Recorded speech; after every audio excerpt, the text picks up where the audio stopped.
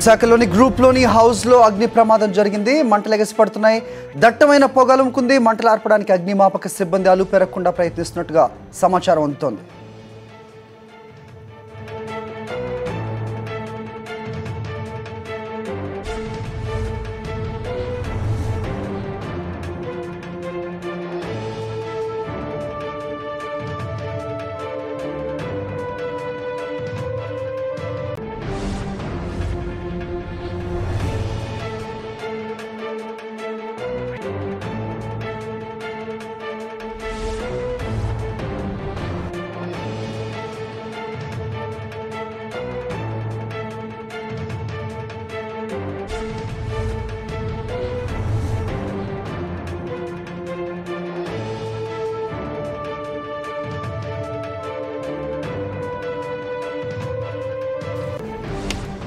విశాఖలోని సీతమ్మ ధారలో భారీ అగ్ని ప్రమాదం జరిగింది. దట్టమైన మంటలు ఎగసి పడుతున్నాయి.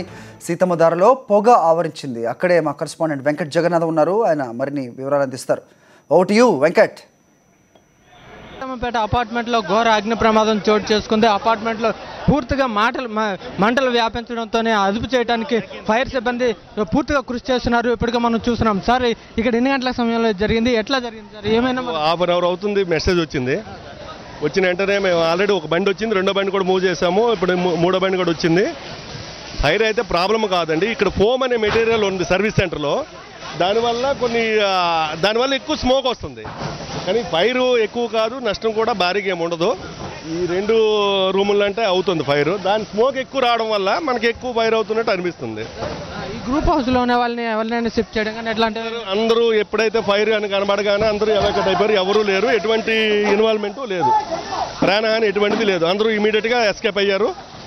మనం వచ్చేసరికి అందరూ బయటకు వచ్చేసారు. అంత కోఆపరేట్ చేస్తున్నారు, నో ప్రాబ్లం. ఇది ఏదైతే ఈ చిన్నపాటి మెటీరియల్ అంటే ఒక షోరూమ్ చిన్నపాటి మెకానిక్ షెడ్లో ఎట్లాంటి చోటు చేసుకుంది. దీనిలో కొన్ని మెటీరియల్ పడే అవకాశం అంతా ఉంది. ఎట్లా మీరు చూసారా బాబు? ఎప్పుడు జరిగింది అంటే నువ్వు చూసారా? చూడండి ఎప్పుడు జరిగింది? ఎట్లా ఇట్లా చూసారు? బాగుంది, జరిగిందండి. ఎలా మంటలు ఏమైనా వచ్చాయి? బాగా ఏం తెలియదండి. ఇంట్లో వాళ్ళందరూ ఖాళీ అయిపోయారా? ఖాళీ చేసి బయటకు వస్తారంట. అది చూస్తున్నాం మనం. పూర్తిగా మంటలు ఎట్లా బాగా అది ఇది మంటలు మాత్రం పూర్తిగా వ్యాపించడం జరిగాయి. అలాగే చిన్నపాటి షోరూమ్లు జరగడం వల్ల కొద్దిగా ఇది ప్రమాదం అని చెప్తున్నారు. ఏదేమైనప్పటికీ కూడా ఇప్పటికే ఫైర్ సిబ్బంది పూర్తిగా కృషి చేసే వాళ్ళు ఇప్పటికే 2 ఫైర్ ఇంజన్స్ పూర్తిగా పనిచేస్తున్నాయి. దీంతో అదుపులోకి వచ్చే పరిస్థితి మనకుంది.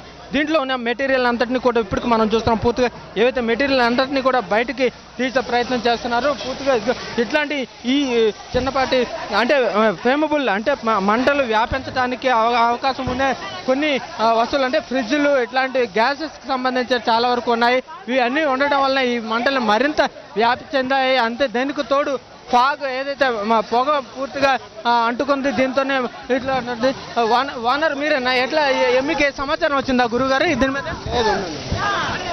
ఎప్పుడు జరిగింది? షార్ట్ సర్క్యూట్ తెలిసిన మీకు? లేదండి, సడన్గా నాకు అదే ఫోన్ వచ్చింది.